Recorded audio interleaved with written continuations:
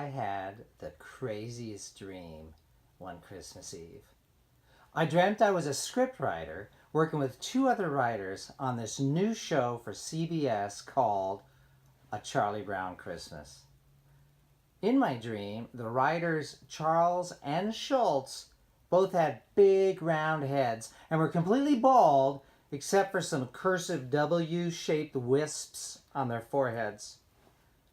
I told them the whole sad little Christmas tree storyline just wasn't working for me. I'm from Tucson. The story has to end with Charlie Brown and his pals stringing lights on a saguaro while Woodstock the Quail sang Feliz Navidad. And I wondered aloud, was the Vince Guaraldi mariachi band available? Charles and Schultz scribbled notes. I continued, and Linus should discuss the true meaning of Christmas, I said. Charles said, you mean the Bible story? I said, yeah, that's what started all this, right? That's what started the whole Christmas thing. Charles nodded. So it's not going to be about candy canes and elves and Grinches? Schultz asked, what's a Grinch? I haven't heard of a Grinch. What's a Grinch? Charles said, it's a new book I read by some guy. He's a doctor. Calls himself Dr. Seuss. I think it's got potential as an animated feature. I was shocked. I had seen this book.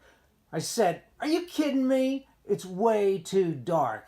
It could inspire copycat raids on small towns all over America by little green sociopathic kleptomaniacs with resentment issues, sleds, and small dogs. Forget it. The network will kill it, I said. Can we get back to Linus and Christmas, please? I cleared my throat. Okay, first, Linus takes center stage in the school auditorium. He asks for a spotlight. Then he shapes his blanket into an Arab headdress so he looks like a shepherd. Charles stroked his chin. Not too Muslim looking, right? We don't want to make the network nervous, you know. Tell us more.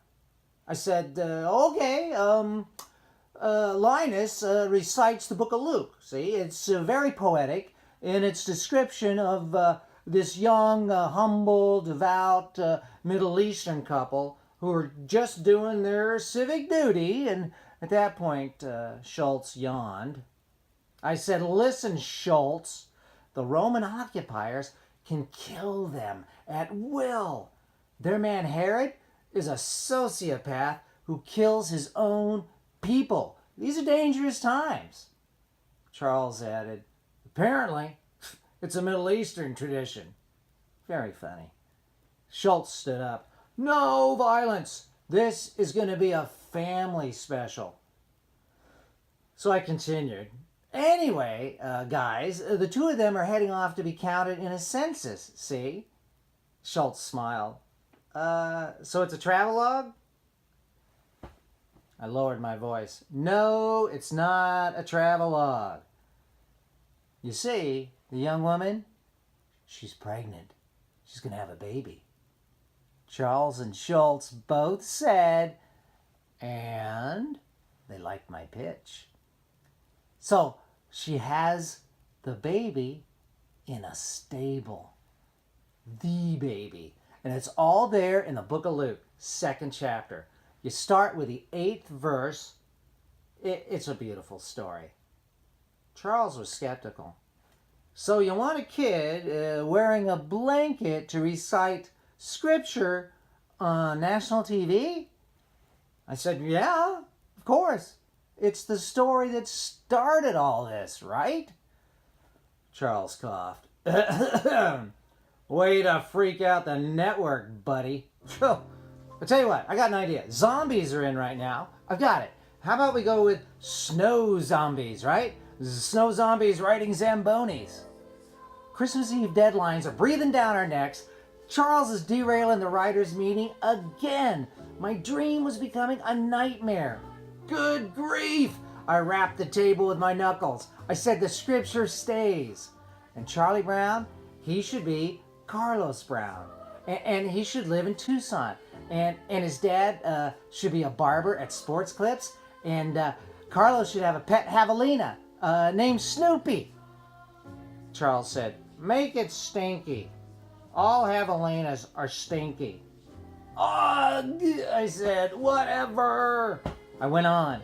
So anyway, guys, Carlos has a pet javelina named Stinky. And one night, under a big, beautiful, starry Tucson sky, Carlos and Linus and Lucy, the amateur unlicensed therapist, find just the right saguaro. The tallest, oldest, grandest saguaro in all of Tucson. And together, they drape holiday lights on every arm and loop lights round and round the trunk until it's completely covered in lights. Peppermint Patty brings tinsel from her wingspan meeting, and Pigpen brings 10 milagros, and Schroeder brings chili peppers to hang on the saguaro, and a pair of mourning doves place the star at the very top. It's beautiful. Schultz said, I don't know. I'm not sure.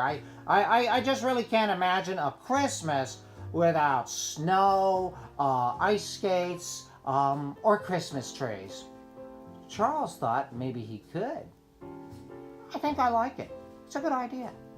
This dream was even better than the one where I helped Chuck Jones draw the Hello, my ragtime gal singing frog cartoon for Warner Brothers. I was on a roll. And here's the best part, I said. Listen up, fellas. They make a big, beautiful campfire, and they all hold hands, and they sing Christmas songs under billions of twinkling stars way out in the desert, right? Schultz said, I guess I like the idea, but why a desert? Why a desert?